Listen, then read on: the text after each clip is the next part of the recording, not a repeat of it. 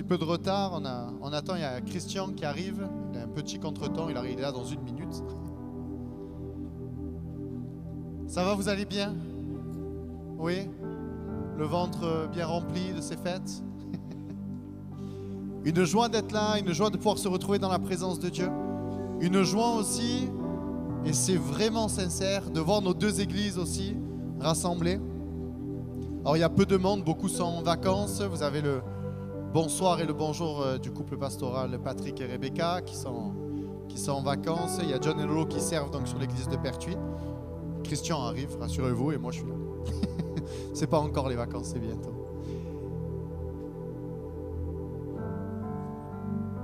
On va prier ensemble. Voilà, Christian est là, je vous disais. Un léger contretemps, il est là, ça y est. Parmi nous. On va pouvoir commencer. On prie, on présente ces temps au Seigneur. Seigneur, si nous sommes rassemblés là ce soir, Seigneur, c'est seulement et uniquement pour toi et ta personne, Seigneur Jésus. C'est toi que nous voulons élever, c'est toi que nous voulons élever en majesté, Seigneur Jésus. Seigneur, parce que si nous sommes là, c'est un effet de ta grâce, Seigneur Jésus. Et je prie, Seigneur, que cette soirée ne soit pas une réunion de plus ou un temps de plus, mais un temps véritablement marqué par ton esprit. Un temps où tu restaures, un temps où tu guéris, un temps où tu parles, un temps où tu encourages, un temps où tu reprends s'il le faut, Seigneur, peu importe. Mais nous voulons te laisser, Seigneur, toute la place.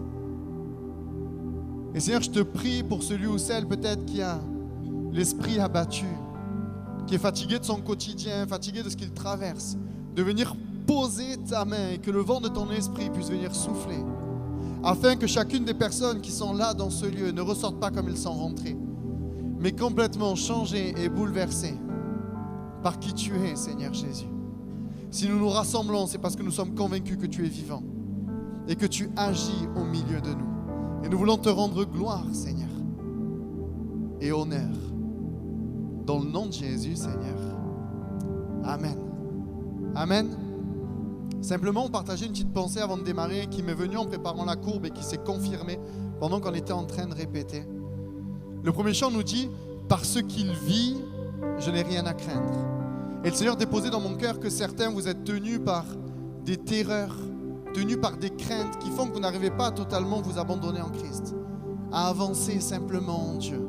Ce soir, j'aimerais te rappeler, et le Saint-Esprit aimerait te rappeler qu'il est vivant, qu'à la croix, il a tout accompli, et que ce soir, tu n'as aucune raison d'avoir peur, parce qu'il est vivant, et parce qu'en un instant, il est capable de tout changer. Il y a quelque temps, je partageais à la réunion de jeunesse avec ce titre « La peur doit changer de camp ». Le diable est très fort pour nous faire peur, pour nous anéantir, pour nous montrer et d'essayer de nous faire croire qu'il est plus grand. Mais Christ aimerait te rappeler qu'à la croix, il a tout accompli, qu'il a montré en spectacle et qu'il a vaincu. Et ce soir, que tu puisses réaliser avec ce premier chant, dire « Seigneur, parce que tu es vivant, je n'ai rien à craindre. Mes problèmes de santé, je n'ai pas à les craindre parce que tu es capable de me guérir.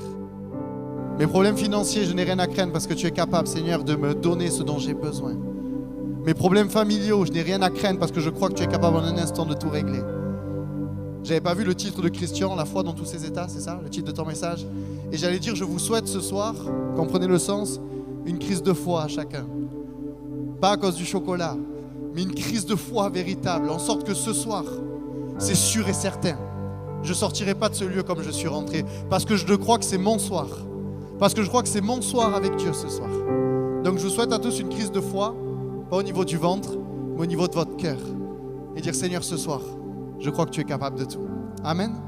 On se lève ensemble pour ceux qui le veulent. Vous le savez, on est tranquille. Hein. Ceux qui veulent rester debout, restent debout. Ceux qui veulent s'asseoir, restent assis. Et on va chanter ce chant. Et que tu puisses le chanter comme une prière. Seigneur, parce que tu vis et parce que tu es présent dans ce lieu, je n'ai rien à craindre. Amen. Qui est convaincu que Jésus est présent dans ce lieu?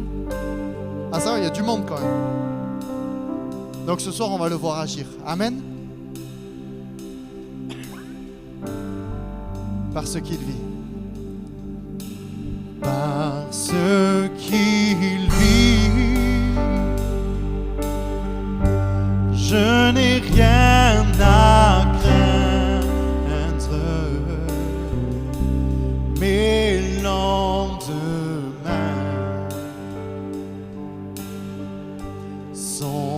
assuré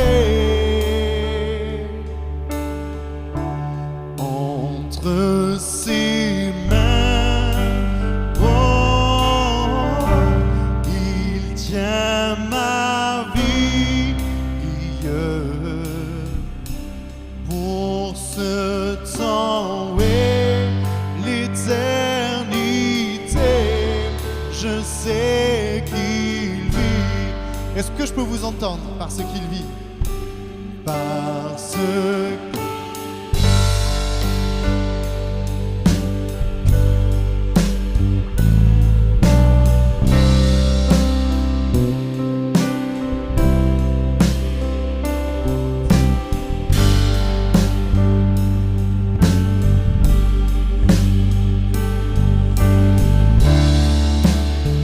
entre ses mains.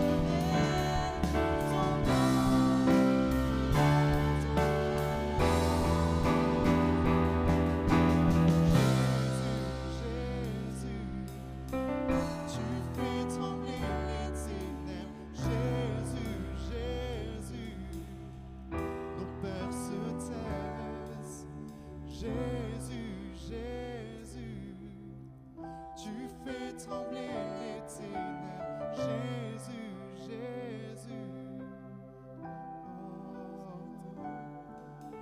Jésus, Jésus, tu fais trembler les ténèbres. Jésus, Jésus, nos peurs se taisent. Jésus, Jésus, tu fais trembler les ténèbres. Jésus, Jésus, oh, oh, oh. Jésus.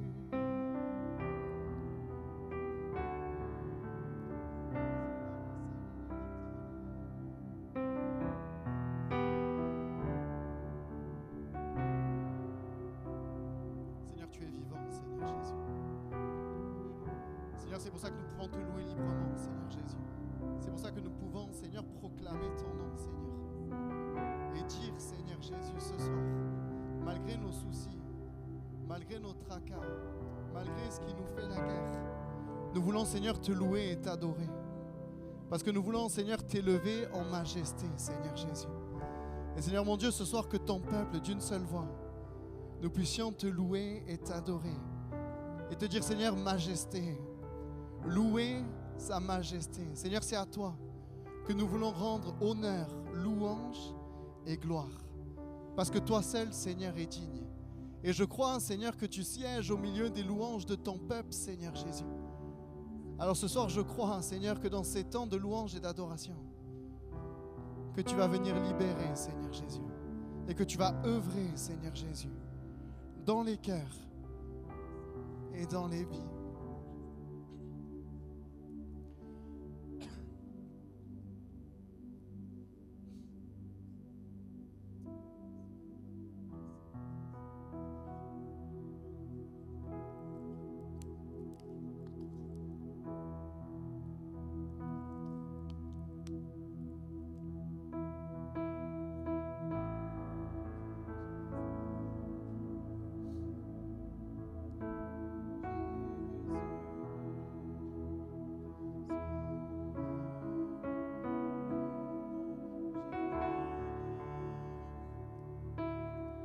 Majesté, majesté, louez sa majesté à Jésus, soit honneur, louange et gloire.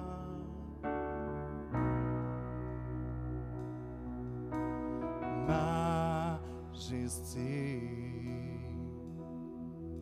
suprême autorité,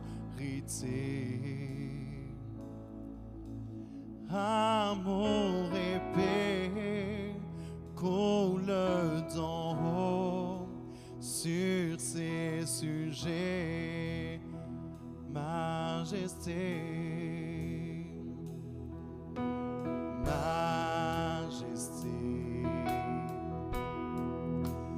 louez sa majesté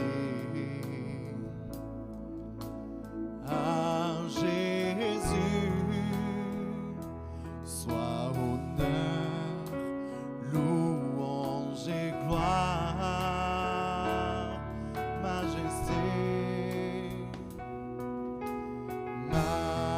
majesté, suprême autorité, amour et paix coule d'en haut sur ces sujets. Majesté,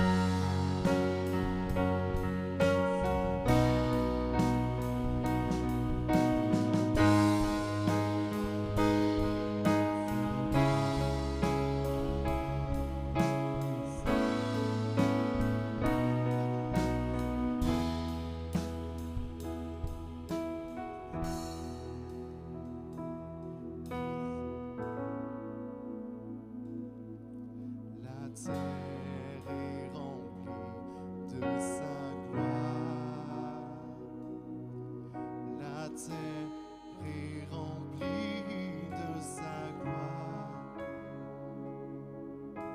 Saint est le Seigneur.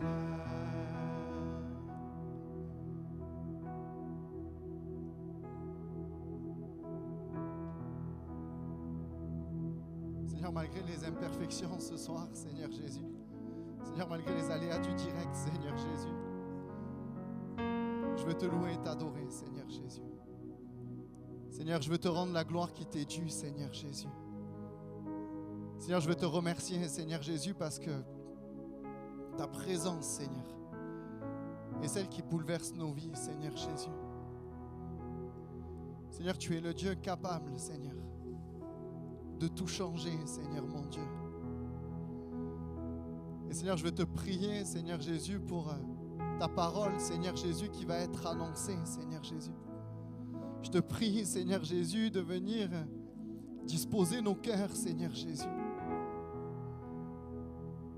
à entendre, à ne pas être ces auditeurs oublieux, mais à croire pleinement, Seigneur, en l'efficacité de ta parole, Seigneur Jésus. Seigneur, je te prie pour Christian, ton serviteur, Seigneur Jésus, que tu puisses loindre de ton esprit, Seigneur Jésus, et que nous puissions ensemble, Seigneur Jésus, ce soir, autour de ta parole, autour de ce que tu veux nous dire, Seigneur Jésus, avoir ces cœurs ouverts, ces cœurs attentifs, ces cœurs prêts à mettre en pratique, Seigneur Jésus, ce que tu veux nous dire. Seigneur, prends toute la place, Seigneur Jésus.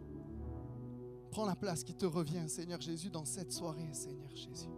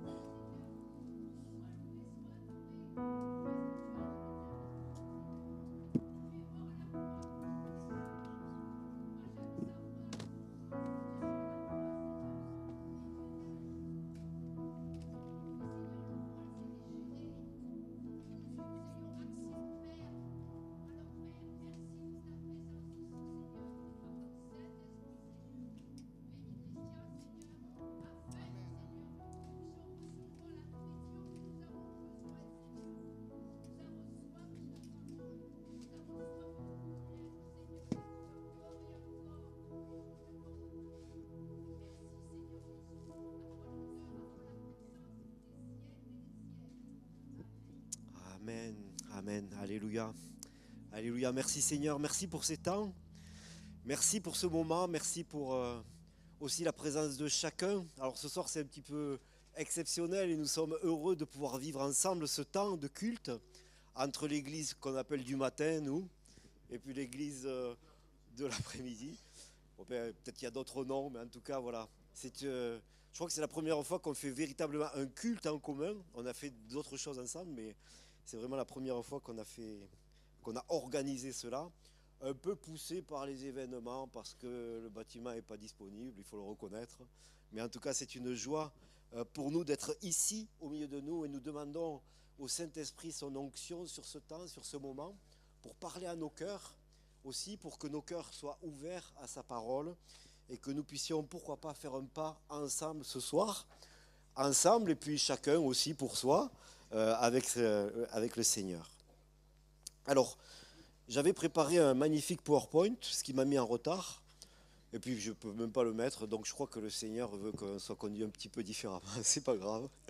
On va quand même pouvoir afficher le texte dans un moment, mais le titre de ce message ce soir, c'est « La foi dans tous ses états ».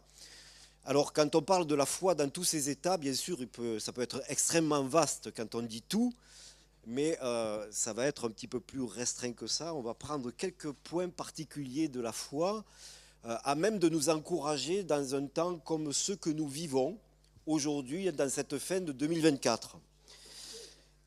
Pour ceux qui ne me connaissent pas, je ne me suis pas présenté complètement, donc Christian Lefebvre, pasteur de l'église de l'après-midi, et Annie, mon épouse, qui est au fond. Il y a quelques membres de la famille qui sont là aussi, alors de la famille... De ma famille. Bon, il y en a bien un qui joue de la batterie là. Mais bon, voilà, donc ça c'est la famille restreinte. Et puis on est quand même tout un groupe de l'église de l'après-midi qui, je vois, s'est bien mélangé avec les autres. Donc ça c'est magnifique. Amen.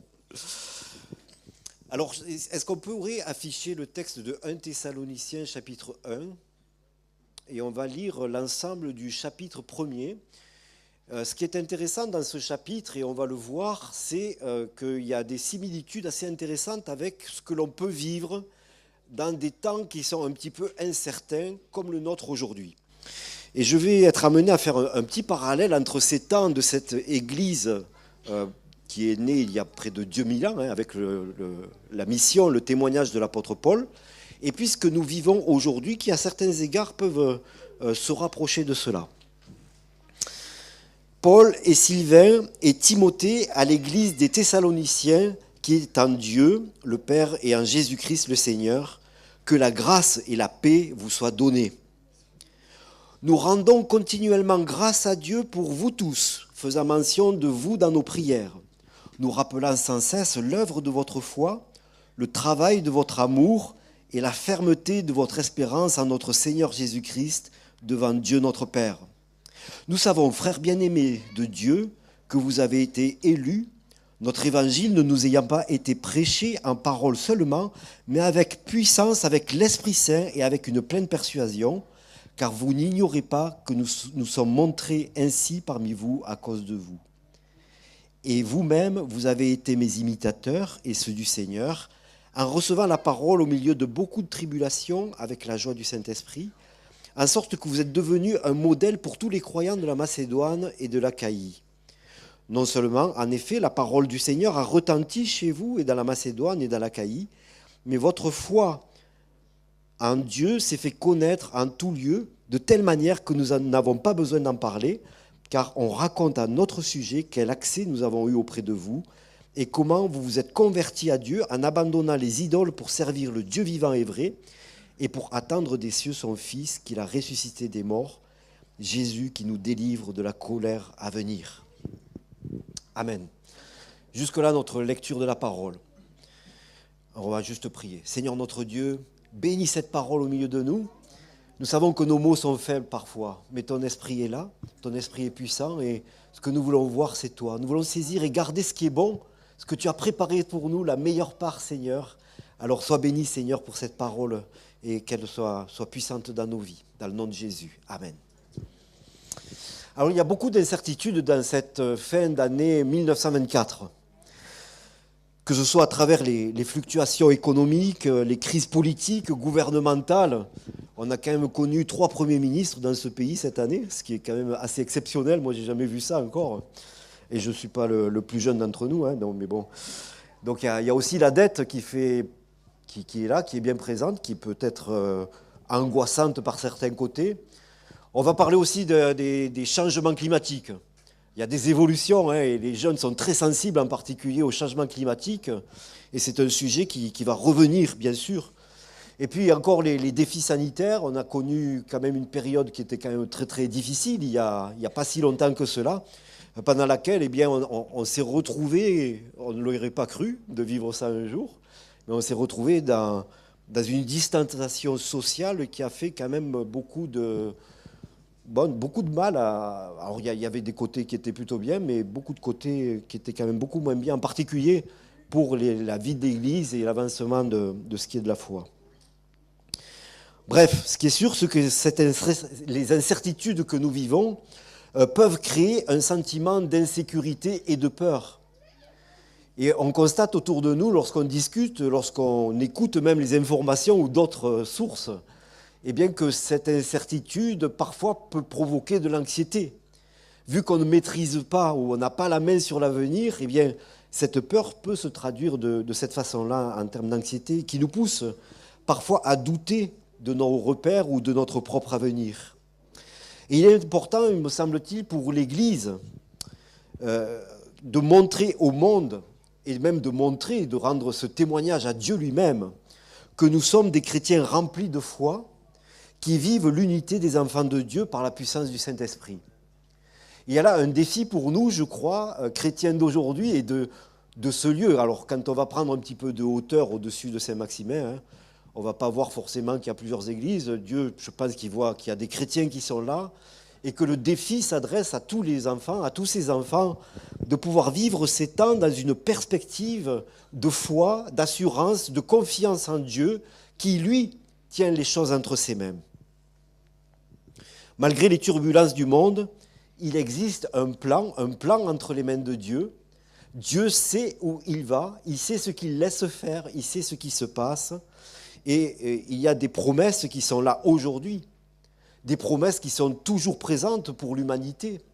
Promesses au travers de Jésus-Christ, au travers du don de sa vie qu'il a fait il y a 2000 ans, certes, mais qui est toujours pour nous et qui est toujours actuel, qui est toujours un appel à se tourner vers Dieu et à lui ouvrir notre cœur, à lui donner notre vie.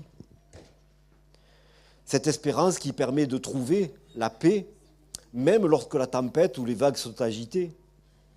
Alors bien sûr, on a des opinions, on les défend, et parfois, je ne sais pas si vous avez vécu ces repas de famille, peut-être même récemment, dans lesquels eh bien, parfois il y a des opinions qui s'affrontent, ou à d'autres occasions des paroles, des pensées qui sont là, qu'on veut défendre, et d'autres qui les défendent, et parfois ça peut provoquer un certain nombre de choses, de malaise, mais la paix de Dieu, qui dépasse tous ces débats-là, elle est toujours possible, elle est toujours une paix que l'on peut saisir et que l'on peut recevoir au plus profond de son cœur et de sa vie.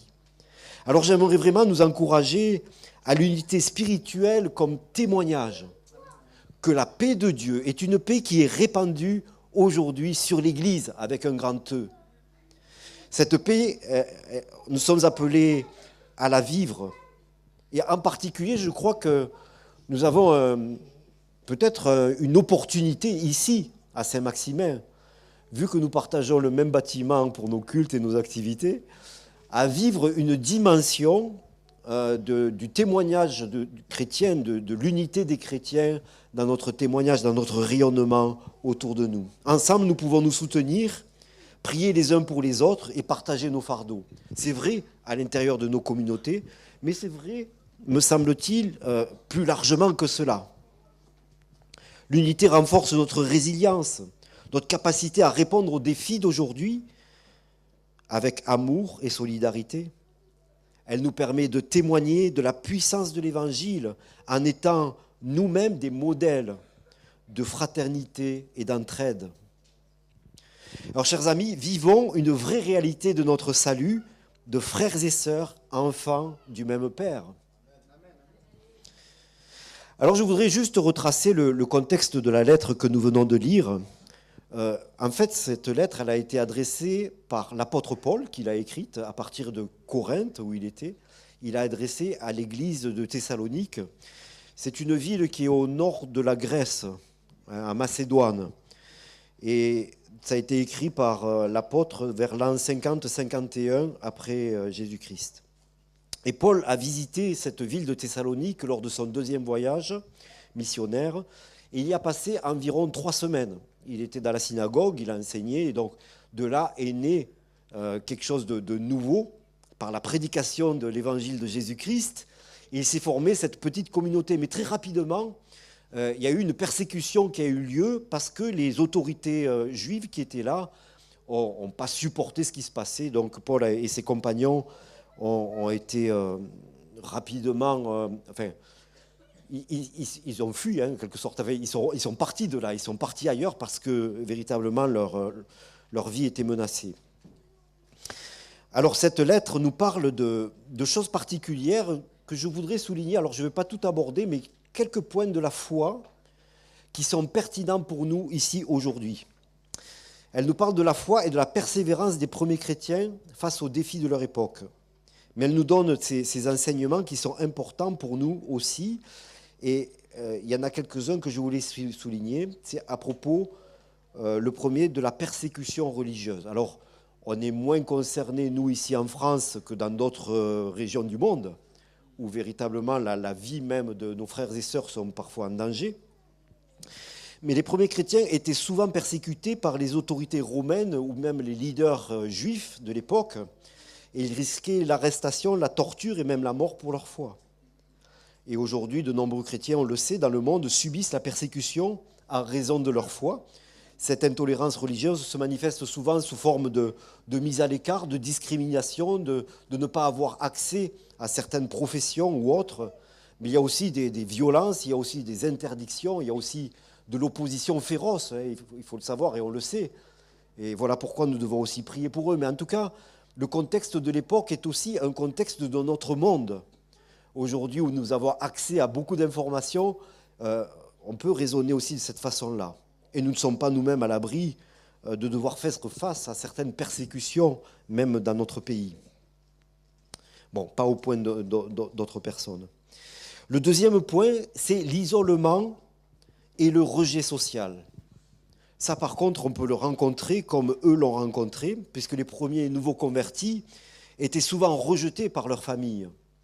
Ils abandonnaient finalement le judaïsme, ou en tout cas la religion qui était celle qui était là, probablement le judaïsme à l'époque, et leur famille, leur communauté les mettait à l'écart. Ils avaient besoin de reconstituer une famille assez rapidement, c'est ce qui s'est produit, c'est ce qui s'est passé d'ailleurs.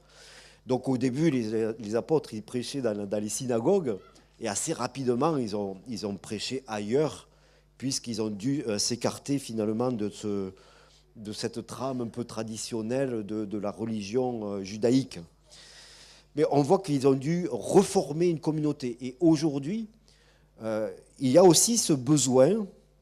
On est dans un pays assez individualiste, hein, en France en particulier, et il y a des réseaux sociaux, bien sûr, mais il y a beaucoup de croyants qui se retrouvent isolés malgré tout. Et il est nécessaire, il est indispensable, et on l'a bien senti et vécu lors de la période de Covid, qu'il y avait ce besoin de se regrouper. Et paradoxalement, on a même vu qu'il y avait une espèce de crainte qui s'était installée, la peur de l'autre qu'on a même ressenti dans les églises parfois. Une fois que la période de Covid était terminée, il était difficile parfois de pouvoir se retrouver à nouveau et de pouvoir revivre une dimension que l'on avait un petit peu perdue. D'ailleurs, il existe malheureusement des chrétiens qui, aujourd'hui encore, se tiennent à l'écart de la communion fraternelle telle qu'on peut la connaître aujourd'hui. Alors, bien sûr, c'est important pour nous de considérer que le défi est quand même le même. On a possibilité, malgré les réseaux sociaux, malgré les contacts soi-disant faciles, eh bien, on a un besoin, et c'est vital, je crois, pour les enfants de Dieu, de se retrouver ensemble. C'est un défi parfois. Combien de fois n'entendons-nous pas « Ah, je suis fatigué, est-ce que je vais à la réunion ce soir ?» ou bien je suis crevé, quoi. Ou bien j'ai 10 000 activités, il faut encore ressortir. Bon, c'est compliqué, nos agendas sont tellement pleins hein, parfois. Mais il y a l'important dans nos vies, je crois, malgré tout, que de devoir se retrouver. Et c'est un défi de foi de vivre ensemble la dimension de la communion fraternelle devant notre Dieu. Et puis il y a le défi des hérésies et des faux enseignements. Les premiers chrétiens devaient faire face à des enseignements erronés et des divisions internes.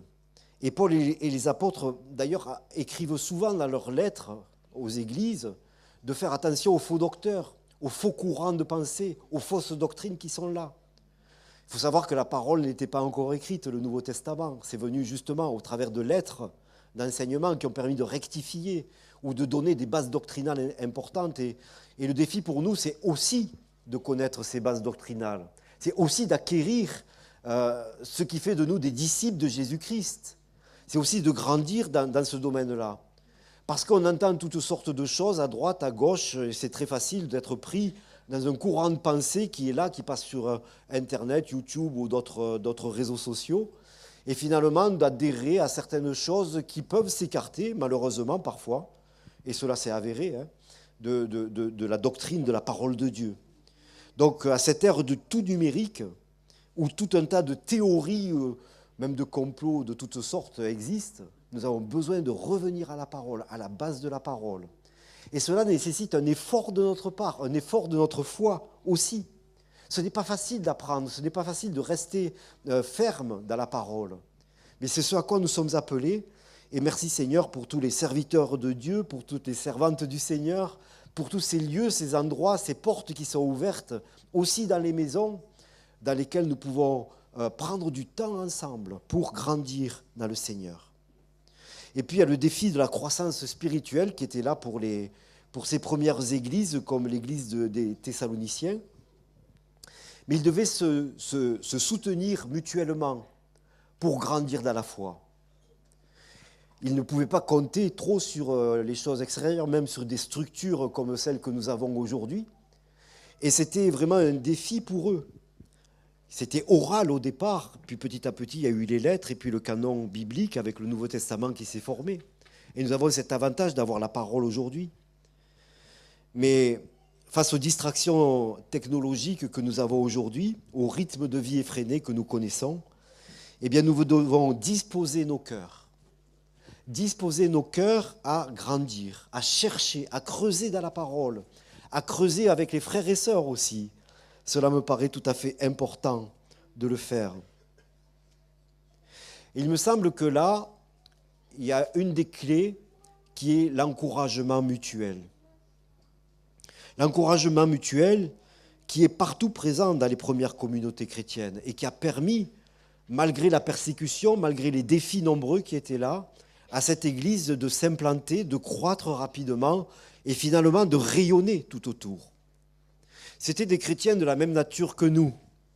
La parole, elle dit cela, même des anciens d'Israël. Ils étaient de la même nature que nous, le même besoin de Dieu, les mêmes défis du quotidien, les mêmes désirs du cœur, de la chair, les mêmes défis qui étaient de leur projet aussi, d'obéir à Dieu ou de faire selon leurs pensées. Et dans l'encouragement mutuel, il y a là une clé puissante pour aller de l'avant. Dans le livre aux Hébreux, chapitre 3, verset 13, nous lisons « Exhortez-vous les uns les autres chaque jour, aussi longtemps qu'on peut dire aujourd'hui. » Chaque jour, aussi longtemps qu'on peut dire aujourd'hui, afin qu'aucun de vous ne s'endurcisse par la séduction du péché. Ce qui nous guette, c'est la séduction du péché, tout simplement. La séduction de ce monde. Le diable sait qu'il ne peut pas forcément nous attaquer de face sur un certain nombre de choses parce que nous connaissons certaines choses dans nos vies et nous pouvons résister. Mais la séduction, c'est autre chose. Il va s'employer certainement à venir pour venir nous gratouiller là où on est faible, là où on peut se ramollir, là où on n'est peut-être pas tellement affermi que cela. Et trouver cela pas si mauvais finalement pour nous comme Ève l'a fait. Elle vit que le fruit, finalement, il n'était pas si mauvais qu'il éclairait la vue. La séduction du péché. Alors contre cette séduction du péché et l'endurcissement que cela représente, eh bien, exhortons-nous les uns les autres. Encourageons-nous à la foi. Encourageons-nous à aller plus loin. Demandons-nous l'un l'autre, comme je le fais parfois avec mon épouse ou bien quelques-uns qui sont autour de moi. Mais qu'est-ce que tu lis actuellement dans la parole, hein? Quelle est la dernière pensée que tu as reçue du Seigneur? Et cela nous confronte quelque part, finalement, dans notre propre démarche vis-à-vis de la foi, vis-à-vis de la résilience que nous faisons par rapport aux séductions de ce monde. En encourageant les autres, nous continuons à bâtir des communautés fortes et capables de surmonter les obstacles de notre temps. Alors j'aimerais nous encourager à la foi et à vivre l'amour de Dieu dans cette perspective d'encouragement mutuel. En fait, on est prompt, nous, à critiquer parfois. Enfin, je ne sais pas si ça vous arrive, probablement pas l'église du matin. Bon, l'après-midi non plus, parce que là, je vais me faire taper dessus. Mais il faut reconnaître que parfois, bien, on est prêt à murmurer, on est prêt à trouver que cette chose-là... Christian, il avait une drôle de chemise, bon, il était le col dedans, le col dehors, il était ci, machin, les chaussures pas tout à fait... voilà, enfin bon, je donne des exemples comme ça, mais enfin, vous voyez bien ce que je veux dire. Mais la Bible nous encourage à bénir. Bénissez, ne maudissez pas. Soyez des frères d'encouragement, des sœurs d'encouragement. Prenez le temps pour cela, et non pas... comme parfois dans les ronds-points, dans la voiture, que quelqu'un nous... Je prends souvent l'exemple de la route parce que c'est tellement frappant. Là, on est dans un vase clos, personne ne nous entend, on peut y aller, quoi. Mais au lieu de maudire, bénissons, bénissons. Bénissons la créature de Dieu, même si parfois elle n'est pas si belle que ça, mais elle est belle aux yeux de Dieu. Et Dieu désire qu'elle soit sauvée, que nous soyons sauvés. Alors très rapidement, je vais donner 2-3 éclairages sur le texte encore. Je ne vais pas être très long, hein. Enfin j'espère. Dans les versets 2 et 3 qu'on a lus tout à l'heure, hein, il y a une reconnaissance des œuvres de la foi. Il est question de foi, d'amour et d'espérance. Il va parler de cela dans les versets 2. Ça vous fait penser à quoi ça? La foi, l'espérance et l'amour? 1 Corinthiens 13. Hein, ça termine comme cela. Il y a 3 choses qui sont là. La foi, l'espérance et l'amour, mais la plus grande, c'est l'amour. Amen. Alors, dans le verset 3, ici, on voit que c'est les mêmes 3 choses qui sont employées, mais avec une dynamique. Il est question de l'œuvre de la foi, le travail de votre amour et la fermeté de votre espérance. Hein? Alors, c'est la même chose que dans 1 Corinthiens 13, mais avec une mise en mouvement, parce qu'on peut connaître les choses. Elles peuvent être là, et puis finalement être stériles parce qu'elles restent là, quoi. Mais ici, on voit qu'il y a une mise, comme dit l'apôtre Jacques, à quoi sert ta foi s'il n'y a pas les œuvres qui sont derrière? Ça sert certainement pour toi, mais finalement, Dieu, il a une autre perspective dans notre vie. Il veut que nous portions du fruit. Si ça reste caché, comme dans la parabole des talents, où il y en a un qui va cacher son talent, mais ça sert à quoi? Le Seigneur désire que cela soit mis en œuvre, en mouvement, pour porter du fruit aussi autour de nous. L'œuvre de la foi, le travail de l'amour, la fermeté de l'espérance. Important, n'est-ce pas, pour notre vie? Mais c'est aussi important entre les mains du Seigneur. Alors, ensuite, il va parler au verset 5 de la puissance de l'Évangile. Je ne sais pas si on peut l'afficher. Notre Évangile ne vous a pas été prêché en parole seulement, mais avec puissance et l'Esprit Saint, avec l'Esprit Saint et avec une pleine persuasion. Et là, il me semble que c'est intéressant de voir que l'Évangile, en fait, en lui-même, bon, c'est quelques mots sur un papier, hein, ça peut se résumer pour beaucoup de monde aujourd'hui à ça. Mais ce n'est pas comme cela que Dieu nous parle de l'Évangile. Il va parler de l'Évangile qui a été prêché en plus que des paroles ou plus que des mots sur un papier. Il a été prêché avec puissance, avec l'Esprit Saint et avec une pleine persuasion. Et ça me paraît intéressant de le souligner aujourd'hui parce que l'Évangile est une puissance de Dieu qui transforme les vies. c'est une puissance pour celui qui se tourne vers Dieu. Alors évidemment, on peut monter une muraille dans notre cœur et penser que relativiser. On peut avoir de l'incrédulité dans nos cœurs. Et ça, c'est la chose peut-être la plus grave que nous puissions vivre de nos jours, c'est l'incrédulité. Parce que l'incrédulité nous coupe véritablement du ciel.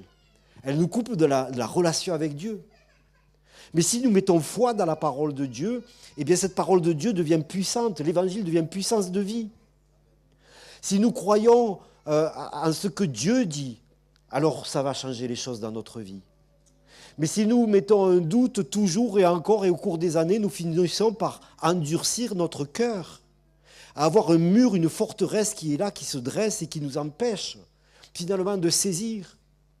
Et peut-être que Dieu va être obligé de faire comme quand Jésus était devant Pierre et qu'il lui a dit « Pierre, jette ton filet, quoi. » Ah ben Seigneur, moi tu sais, c'est bien beau ce que tu dis, mais moi je sais ce que c'est la pêche, hein, je sais qu'il faut faire comme ça. Enfin, bon, j'ai rien attrapé pendant la nuit, mais c'est sûr, j'ai rien attrapé.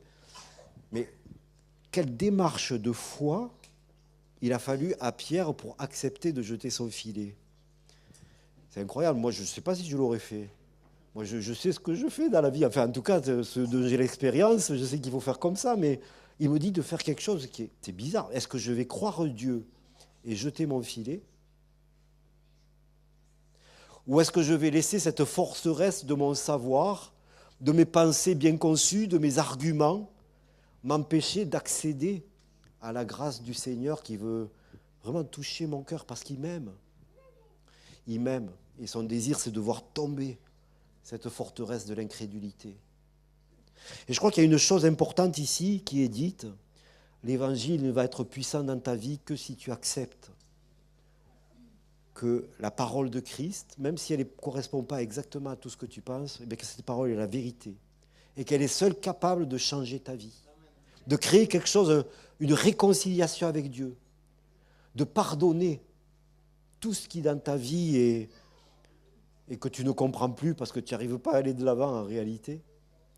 Mais le Seigneur veut vraiment te parler de cet évangile d'une manière différente ce soir. Une bonne nouvelle qui est là pour toi, seulement si tu l'as saisie par la croix. Sinon, ça peut être vraiment une mauvaise nouvelle. Donc ça, c'est la puissance de l'évangile qui transforme. Et puis les questions du Saint-Esprit, avec l'Esprit Saint. L'Esprit est là, je crois, pour rendre vivant cette parole. C'est une parole de vérité. Mais pour saisir que c'est la vérité, nous avons le souffle du Saint-Esprit qui nous parle de Dieu, qui nous parle de son amour, qui nous révèle le cœur du Père. Et je prie ce soir que l'amour du Père soit révélé à nos cœurs par Jésus-Christ, par la puissance du Saint-Esprit. Que peut-être jusqu'à aujourd'hui, ton cœur a été résistant à cause de certains arguments que tu t'es bâtis. Mais le Saint-Esprit souffle. Et ces arguments, en fait, ils peuvent te tenir éloigné de Dieu. J'ai un ami que je connais depuis peu, en fait, et il a chez lui une bibliothèque remplie de livres. Remplie de livres. Alors, s'il nous écoute par Internet, salut Francis. Et la première fois que je l'ai rencontré, c'était au mois de juillet. Il m'a montré sa bibliothèque, tous les philosophes, toutes les religions, enfin tous les penseurs, etc. Et puis il a tout résumé. Alors c'est merveilleux, il en connaît infiniment plus que moi. Hein. Enfin, il a tout lu, il a tout résumé, l'essentiel. C'est incroyable comme c'est archivé, enfin, avec une minutie magnifique. Et puis au bout d'un mois de discussion comme cela, il a fait une démarche que je trouve merveilleuse, admirable, poussée par le Saint-Esprit aussi. De dire, mais ça, moi j'accepte maintenant que... Enfin, ça m'a mené nulle part. Ça m'a mené nulle part. Parce que c'est resté au niveau de mes pensées, de mon cœur, et puis ça s'agite, et j'ai toujours soif de Dieu, je ne comprends toujours pas. Et il est rentré dans une démarche de dire, bien, je laisse ça et j'accepte de mettre le pied sur l'eau, parce que Jésus me l'a demandé. Pas pour une autre raison, mais je commence à croire la parole de Jésus. Et ça a changé beaucoup de choses dans sa vie. Eh ouais. Ah oui, pas tout jeune, il a 85 ans. Donc vous voyez, mais n'attendons pas 85 ans, n'est-ce pas, si le Seigneur nous appelle ce soir. Aujourd'hui, si tu entends sa voix, n'endurcis pas ton cœur. L'œuvre du Saint-Esprit qui rend l'Évangile puissant dans nos vies. Ouvrons-nous au souffle de Dieu. L'Esprit est vivant. Alors l'Évangile, il apporte aussi confiance malgré l'incertitude. On voit ici qu'il est question de persuasion. Il y a quelque chose qui est là quand même, qui est fort, qui est puissant sur nos vies, sur nos cœurs. Alors les premiers chrétiens ont souvent été menacés. On a parlé des Thessaloniciens, mais dans les Actes, il nous est raconté que les apôtres, au chapitre 4, verset 29, ont prié de cette manière. « Maintenant, Seigneur, vois leurs menaces. » On est menacé de toutes parts. Et donne à tes serviteurs d'annoncer ta parole avec une pleine assurance, en étendant ta main pour qu'il se fasse des guérisons, des miracles, des prodiges, par le nom de ton saint serviteur Jésus. Alors nous n'avons pas de menaces directes, nous, ici. Mais il y a des menaces qui sont de bien des manières, qui viennent toucher notre foi, qui viennent l'effriter, l'amoindrir, ou vous savez, comme l'adversaire qui a dit « Dieu a-t-il réellement dit ?» Pourtant, il est question dans la parole de beaucoup de choses, de promesses de Dieu qui sont à notre égard. Est-ce que ces promesses sont pour nous? Et si elles sont pour nous, est-ce qu'on sait les saisir, les garder, serrer sur notre cœur? Ou est-ce qu'on les laisse s'effriter? On a besoin d'assurance, on a besoin que le Saint-Esprit nous persuade, mais ça nécessite de notre part qu'on dispose notre cœur, que l'on soit disposé envers Dieu, que on se convertisse chaque jour, n'est-ce pas? Parce que c'est bien de se convertir un jour, de se tourner vers le Seigneur. Si tu ne nais de nouveau, tu ne peux vivre avec Dieu. Hein? Mais chaque jour, nous avons besoin de nous détourner. Parce que sinon, si on garde, hein, l'apôtre Paul, il va dire « Je cours en avant pour le saisir ». Il n'est pas en train de courir en se retenant en arrière. Non, on a besoin de se disposer aussi. Et ça, c'est la persuasion, c'est la persévérance que je vois avec mon Dieu. Et ça me paraît tellement important de pouvoir le faire et de pouvoir le tenir. Bon, après, il va donner quelques exemples, mais j'aimerais aller directement pour parler de quelque chose qui me paraît important.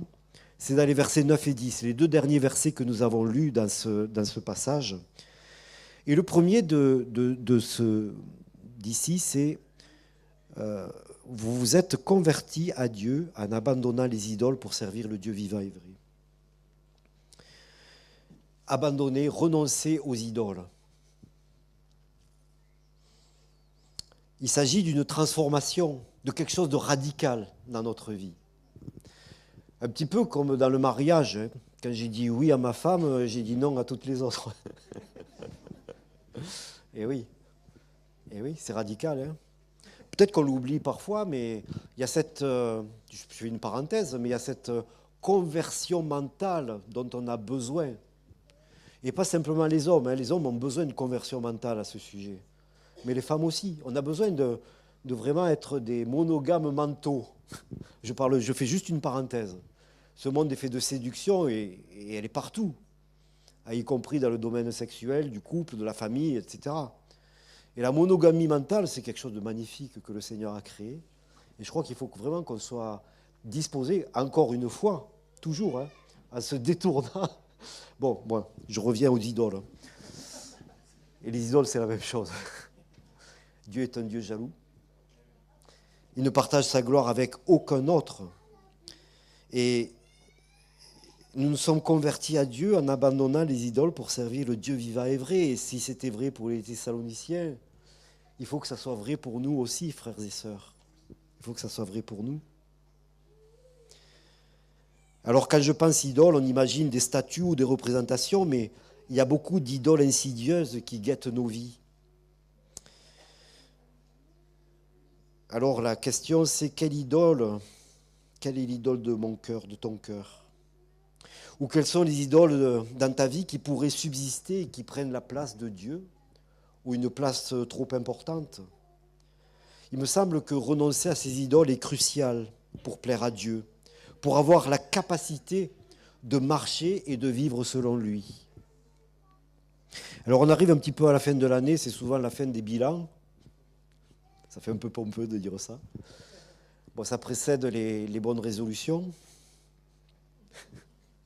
C'est parfois un peu lié, mais c'est pas mauvais de faire un peu d'introspection aussi. Et je vous propose une petite introspection ce soir par rapport aux idoles dans nos vies.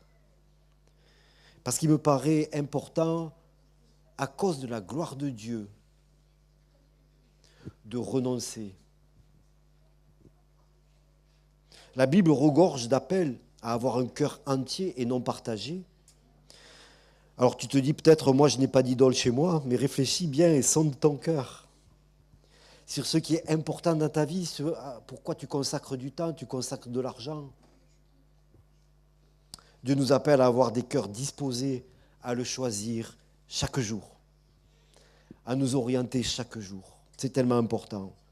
Alors on peut gagner de l'argent et passer du temps dans les choses, hein. Mais est-ce que ça prend la place? Est-ce que c'est bien à sa place? Il le dit d'ailleurs dans le premier des 10 commandements, et là je cite Exode chapitre 20 verset 3, « Tu n'auras pas d'autre Dieu devant ma face.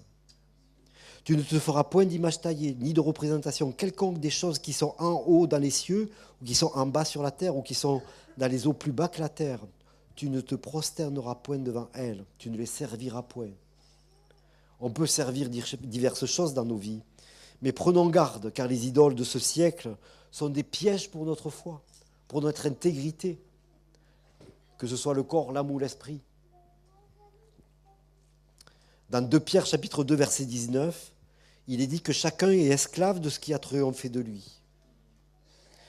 Mais nous savons que Dieu est fidèle et juste. Et si nous confessons nos péchés, il nous les pardonne. Alléluia. Amen. Alors nos idoles font partie de ces péchés. Et je sais pour ma part personnellement que les idoles sont facilement là dans notre vie.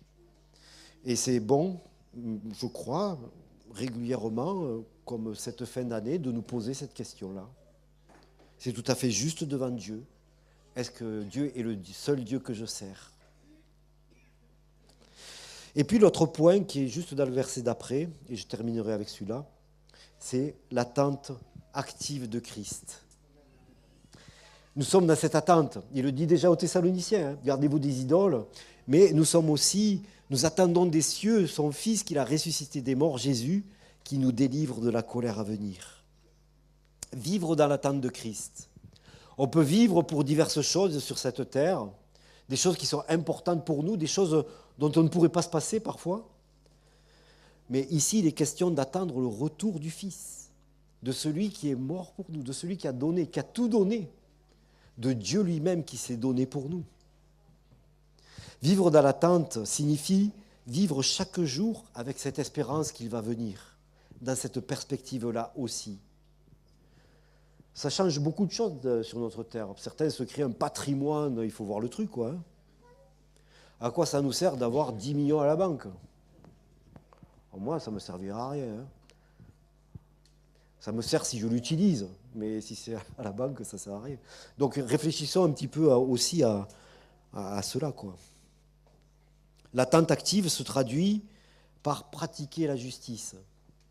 On t'a fait connaître, ô homme, ce qui est bien, et ce que l'Éternel demande de toi, c'est que tu pratiques la justice, que tu aimes la miséricorde, et que tu marches humblement avec ton Dieu.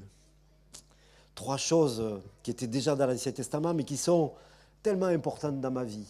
Je veux m'en souvenir. Je veux me rappeler cela.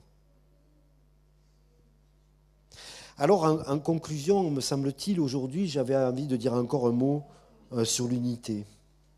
On peut noter que Jésus lui-même a prié pour l'unité, une unité semblable à celle qui unit Jésus à son Père. Dans Jean chapitre 17, au verset 21, il va dire « Afin que tous soient un, comme toi, Père, tu es en moi, et comme je suis en toi, afin qu'eux aussi soient un en nous, pour que le monde croie que tu m'as envoyé. » C'est important. La division n'est pas une option pour Dieu. Son plan, sa vision du royaume, c'est que nous vivions l'unité parce que c'est un témoignage pour le monde. Il y a un témoignage dans l'unité. Et on peut comprendre aussi que la division est un non-témoignage, au contraire, est quelque chose qui blesse le cœur de Dieu et le cœur des hommes.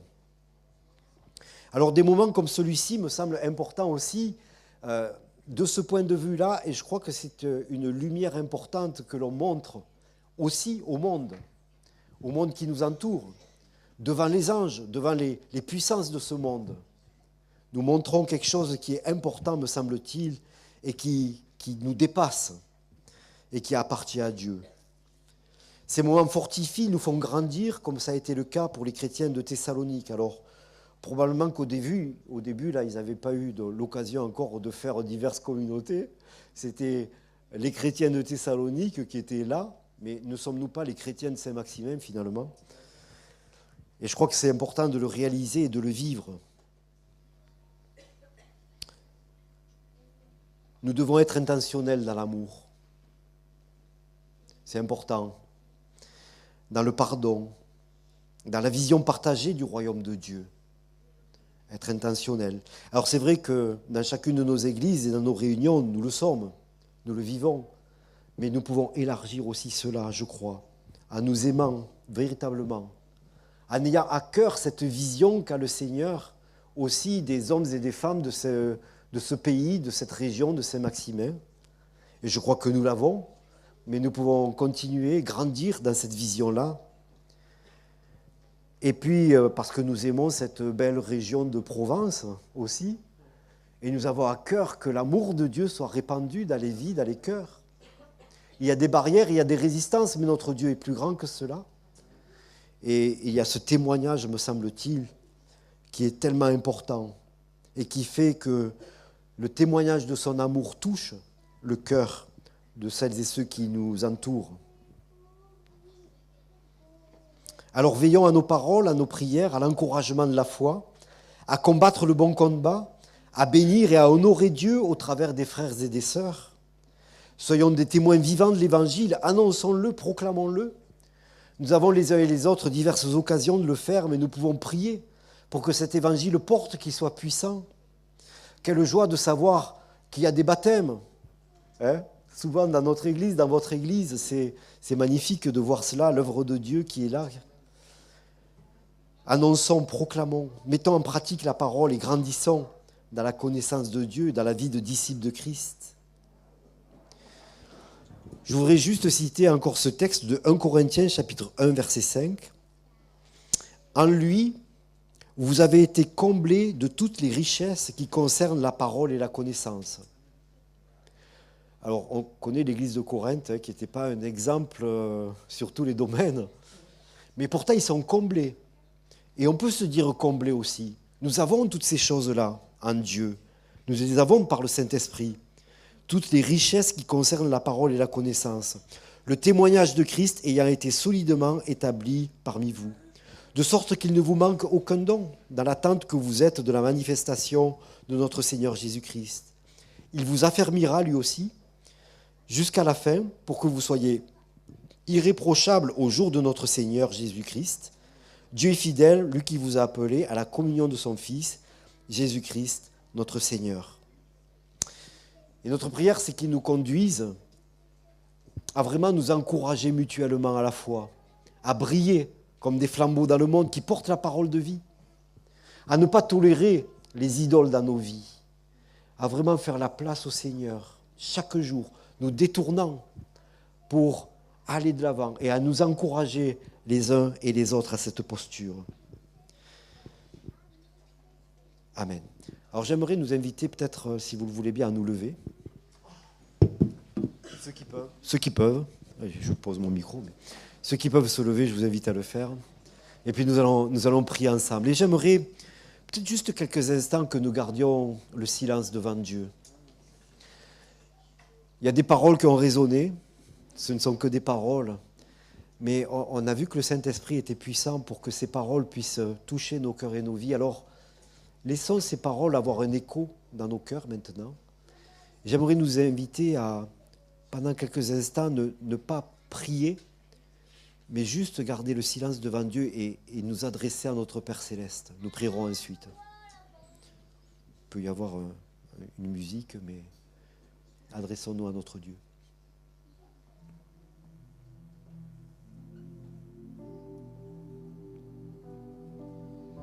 Alléluia, Seigneur.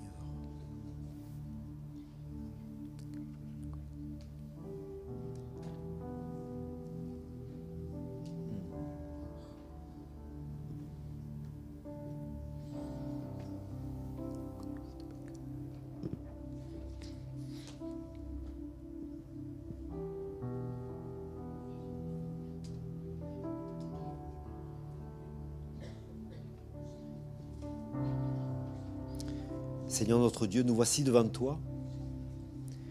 Seigneur, nous sommes avec nos pains, nos poissons. Ça doit paraître insignifiant. Mais Seigneur, tu vois, nous sommes là présents, debout. Et Seigneur, nous te prions ce soir de nous visiter. Nous te demandons, Seigneur, de nous donner, de pouvoir faire un pas de plus avec toi.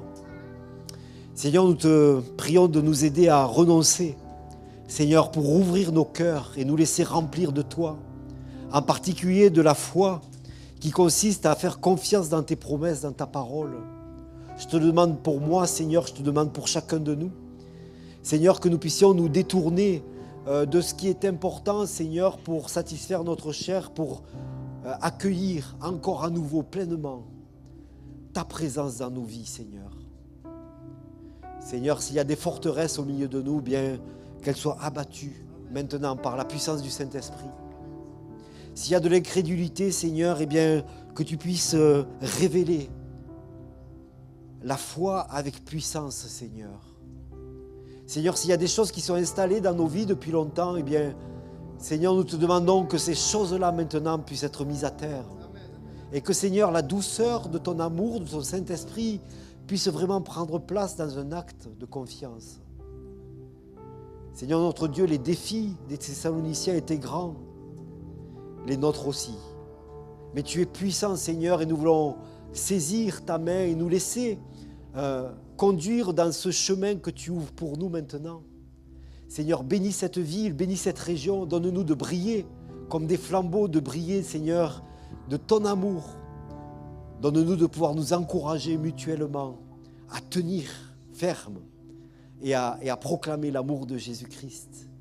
Merci Seigneur pour ce témoignage puissant que nous formons. Merci Seigneur parce que nous croyons que tu as encore un peuple nombreux dans cette ville, dans cette région. Que Seigneur tu puisses dans ces temps accomplir encore chaque jour le miracle de la foi et de personnes, d'hommes et de femmes qui se tournent vers toi.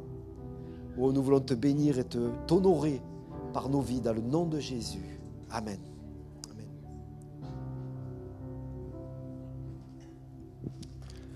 Amen. On reste dans cette attitude de prière, de recueillement. Je vais demander aux frères et aux sœurs qui ont été prévus pour la Sainte Seine.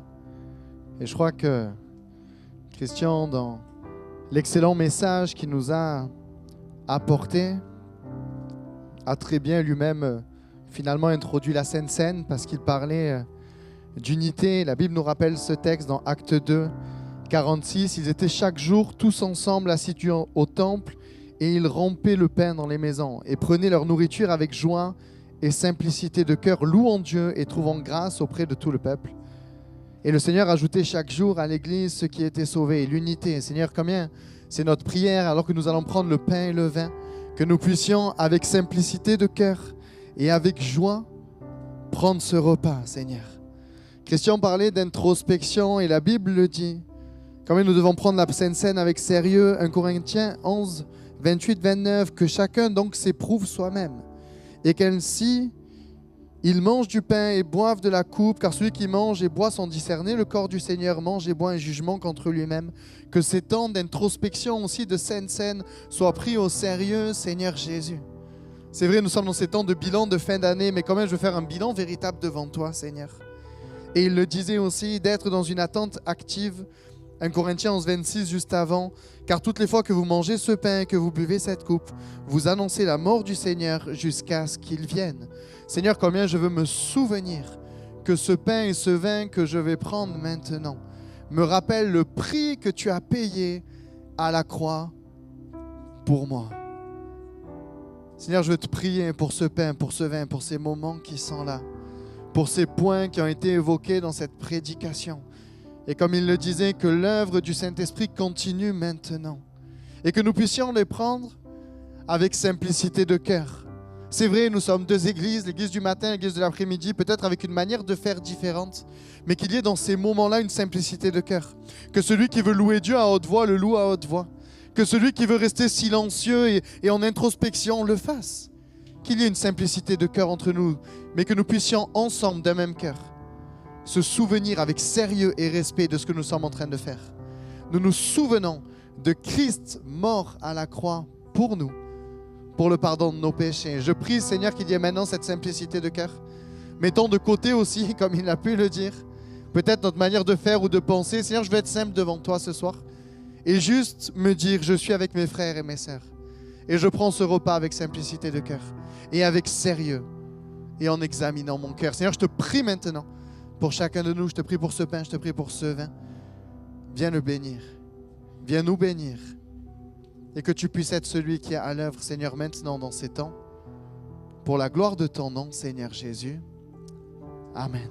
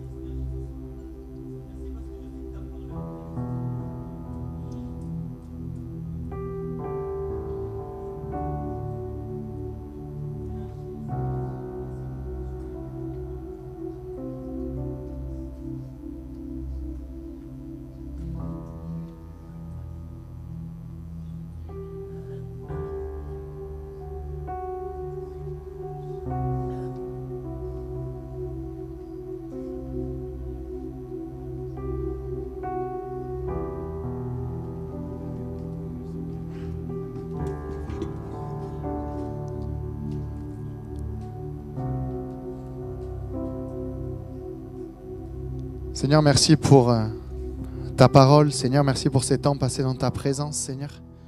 Seigneur, que nous ne soyons pas des auditeurs oublieux, mais que nous puissions serrer cette parole dans notre cœur, Seigneur Jésus. En sorte que nous puissions continuer d'avancer, d'aller de progrès en progrès avec toi. Seigneur, mon Dieu, bénis, Seigneur Jésus, les deux églises que nous représentons et que ce genre d'événement puisse se renouveler, Seigneur Jésus, régulièrement. Parce que nous sommes ton église, nous sommes ton peuple et nous sommes tes enfants, Seigneur Jésus.